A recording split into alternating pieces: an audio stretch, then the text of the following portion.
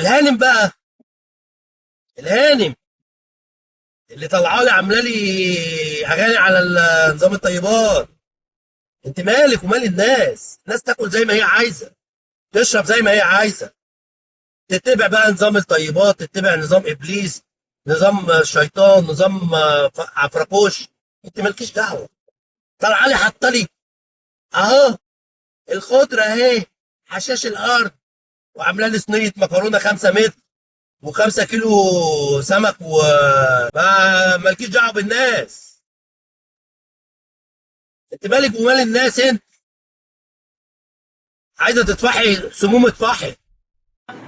اول يوم لينا في نظام الطيبات، سمك ورز، سلطه وجرجير وبقدونس وشبت وحشائش الارض.